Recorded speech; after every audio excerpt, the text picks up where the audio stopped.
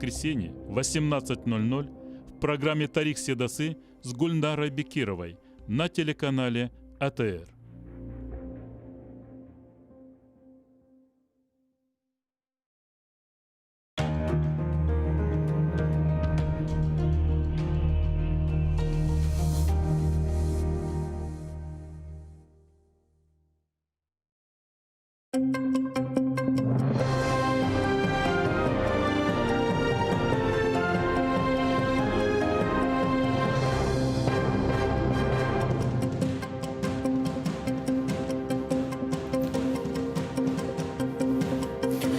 Акшамлар хайыр октябрьнан екісі жұма күні эфирде заман қырым ве дүнияда олған хаберлерінен таныш етменге азырма студияда сілерді мен Шевкет Аматулаев селямлайым.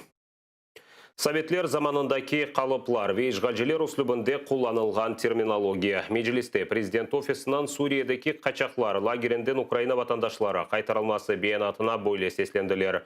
Сөз Эль-Хол қачақлар лагерінде тұтылған тахменен 100 инсан аққында кете. Кеченлері Межилис рейесі жедвеллер тышышлерін әзірлігі ве мақсус қызметлерінен да кечкен сене уйғынлаштырылғанна біле бақмадан президент офисі тарафындан Украина ватандашлары қайтарылмасы блок етілгенін айтқан еді. Президент офисі есе Межилисні мақсус қызметлерінің ішіні сиясетлештірместен ось компетенция сыңырларындан чықмамаға тепсі етті. Көне бері тарқатылған бейанатта темсілже органның ады толысынен қоланылмастан Қырым-татар халқы дегелде Қырым-татар иялесі ве топлылығы кібі барелер қоланылмақта. Межилисте бұл кібі бейанатына тамыр халқының субъективлігі ақаретленмесі кібі танадылар. Тапсилатлыжа левқамызда сейретіңіз.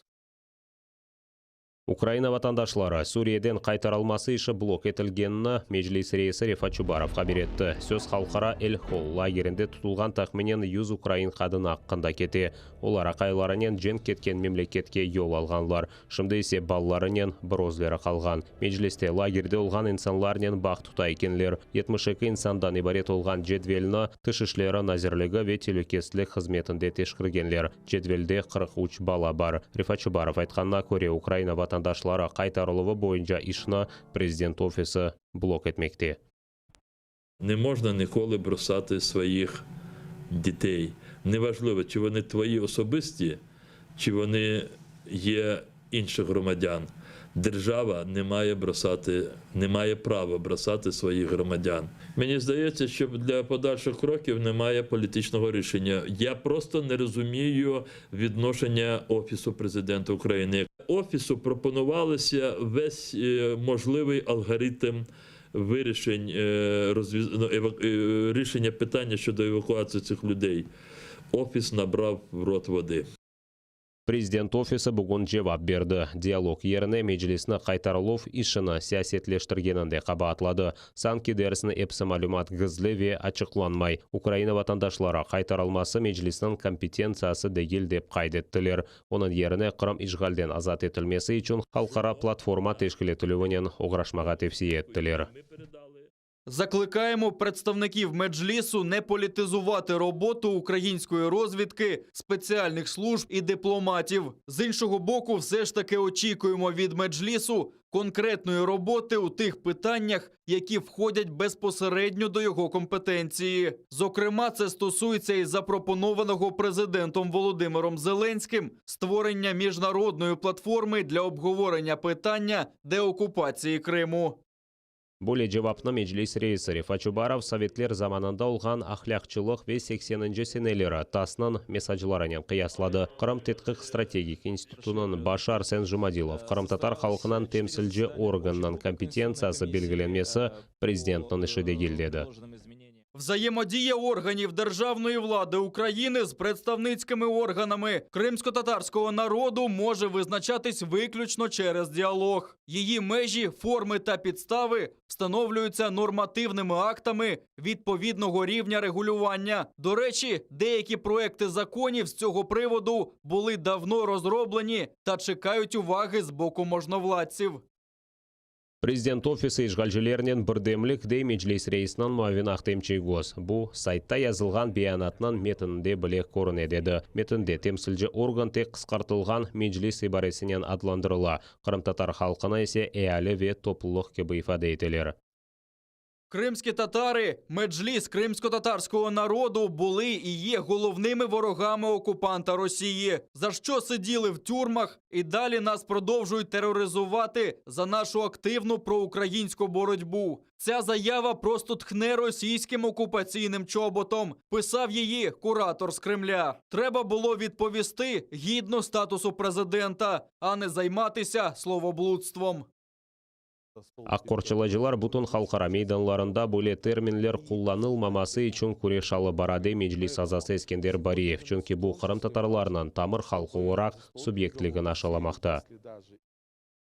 Когда заявление есть официальное офиса президента Украины, это, конечно, удивляет.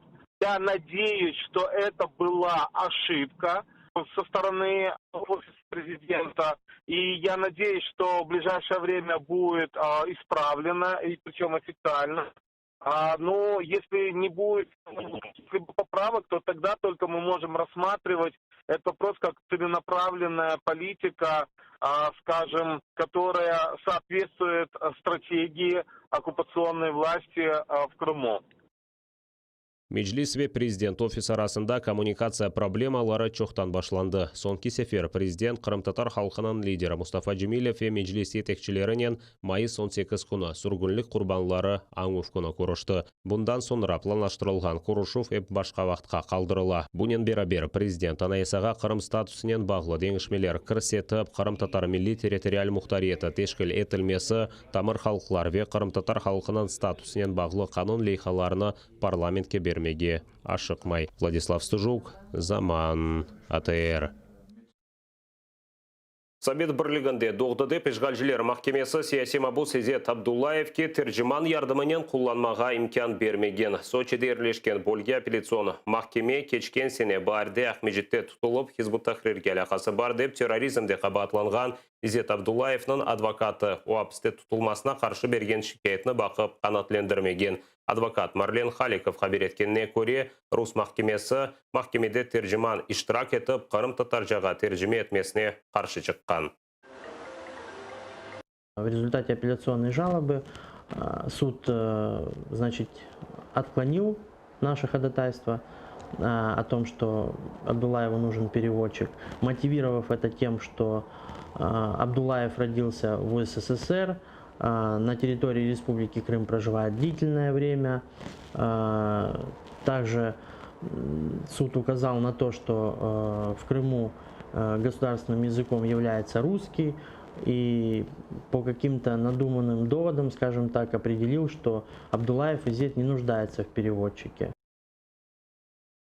Қырым прокуратурасы Ақиярда свидетели Еговы темсілжілерінің евлерінде тентов кешіріліп 5 инсан яқаланмасы бойынша жинайдава башлатты. Жинайдава мескен тиыл мемезлігі ве қанунсыз азатлықтан марум етілув маддесі бойынша башлатылған.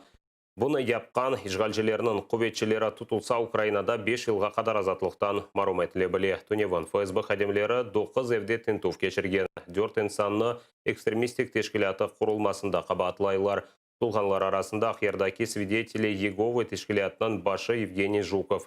Құқық қорғаушылар ишғалжыларының әрекетлеріне қимет кесер екен, бұл инсан ақлары ве халқара гуманитар құқығы бозылуы деділер.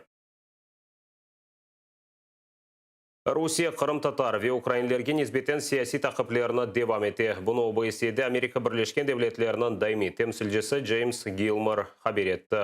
Венада ОБСЕнің топлашуында Қырымда уйдырылған терроризм давалары аққанда қатырлатты. Гилмор эпсі сияси мабус азат етілмесіні талап етіп, АБД Украинаның топрақ бұтынлігіне қол тұтқаныны қайдетті. Русияге қаршы есе санкциялар ишғал етілген Қырым азат етілмегенне қадар девам еттірілежек деді. У Криму Росія і її окупаційна влада регулярно ображають кримських татар та етнічних українців, піддаючи їх політично мотивованим арештам і затриманням. Окупаційна влада накладає необґрунтовані обмеження на свободу вираження думок і асоціацій, а також право на мирні зібрання. Авропа бірлігінің шурасы Украина топрақ бүтінлігі бұзылмасына өзесесіні қошқан инсан ве шіркетлер жедвеліні кеңішлетті. Оңа Кереч көпірі құрылмасына алақасы олған 2 инсан ве 4 шіркет көрсетілген. Бұл Гранд Сервис Экспрессінің баш мудирі Александр Ганов.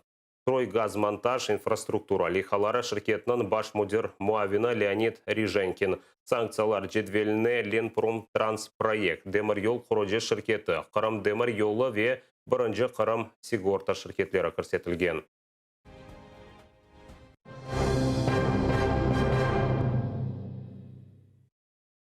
Ишгалжилер о саланында 2 кере атешкес режиміні бозған ұжымлері Донбасс юнелішіндекі Авдеевка жеварында олған. Ол штабында хабер еткенлеріне көре душман күчлері чешет калибрлы граната атыжы құланған. Украина аскерлері арасында ғайыплар жоқ. Кечкен күндевімінде да атешкес режимі 2 кере босылған еді. Атшылар станица Луганская жеварында олды. Так, в районі населеного пункту станиця Луганська противник здійснив декілька пострілів з автоматичного станкового гранатомету, а поблизу селища Оріхове застосував підствольний гранатомет. Ці обстріли були неприцільними та не несли загрози життю і здоров'ю наших військовослужбовців, тому вогонь у відповідь не відкривався. Бойових втрат та поранень за минулу добу в лавах об'єднаних сил не було. COVID-19 Украина бойынша тарқалмаға девам еті. Кечкен күндевімінде коронавирус хасталығы 4633 инсанда қайдетілген. Тек бір күндевімінде 801 инсан хастаханеге атқызылған. Күнде 4000 костергічні Украина 2 күневелсі кечті. У будь-якої системи є відповідна межа. Ми можемо скільки завгодно вводити нових ліжок, підводити кисень, але банально в нас може не вистачити медичних працівників, які надають медичну допомогу і рятують. Отже, я звертаюсь до вас, шановні українці, я звертаюсь до всіх без виключення наших громадян. Будь ласка, користуйтесь правилами і рекомендаціями, які є в нашій країні в зв'язку з ковідом. Одягайте маску, дотримуйтесь соціальної дистанції. Це все знижує ризик інфікування на коронавирусную хворобу. Ишгалетілген Қырымда коронавирус хасталығына ұғыраған 2 кіші вефат еткен. COVID-19 құрбанларының сайысы 68-ге етті. Кешкен күндевімінде 93 яңы хаста белгіленген. Бұл ишгалжілер тарқатқан ресми статистикасыдыр. Экспертлер қайдеткеніне көре коронавируснен вазиет да бетер ола біле. Ерлі екімлерінің малюматына көре хастаханелер рық-марық толы. Түневінден башлап, ишгалжілер нақылиятта маска тақылмасына мечбур етті. Маскасыз олғанларына автобусларға қоймай жақлар. Маска режиміні бозған ташыйжыларына есе іштен четлештірежеклер. Екімлер пандемия девамында күтлеве тедбірлер кечерілуінден вазгечмеге чағыралар. Чүнки юзлер же мұсафыр топлаған тойлар, доған күн байрамлары ве женазелер инфекция бірчоқ инсан арасында тарқалмасына себепчі ола. Мевсім хасталықларыны көз оғыны алып, екімлер вакцинациядан рет етмемеге тевсие етелер. Чүнки коронавируснен берабер инсан дегер мевсім хасталықларына оғыраса, оларына бераберлікте еңмеге да қиын олажақтыр. В нашем Бахчисарайском районе вот за 28 число было зарегистрировано 84 случая новых случаев коронавирусной инфекции. С каждым днем количество этих больных увеличивается. Пришлось открыть госпиталь в Бахчисарайском нашем районе. Ситуация очень сложная, критичная. И я считаю, что эта вирусная инфекция достигла апогея своего. Итак, у вас иммунитет понижен, вам плохо, а еще плюс к тому еще присоединяется грипп, понимаете, сезонный, да? И на фоне этого что будет? Еще хуже будет, еще будут эти заболевания. Поэтому я обращаюсь, ко всем, чтобы от плановых вот этих прививок сезонных, от сезонного гриппа, мы не отказывались и прививались. Массовые мероприятия рекомендуется не проводить. Свадебные мероприятия, джаназе. Есть жертвы. Молодые люди погибли, понимаете. Молодая женщина погибла. И в нашем микрорайоне тоже в 6-м тоже были случаи, да, такие, с таким летальным исходом. Усаат қазір олған сонки хаберімізді епіңізге қайырлы ақшамлар вер атлық күнлеріңіз тыныш кечмесіні тілейм. Бір-біріңізге есе мұқайт олыңыз сағылымығымыз, бұл бізім байылғымыздар. Көрішкенже.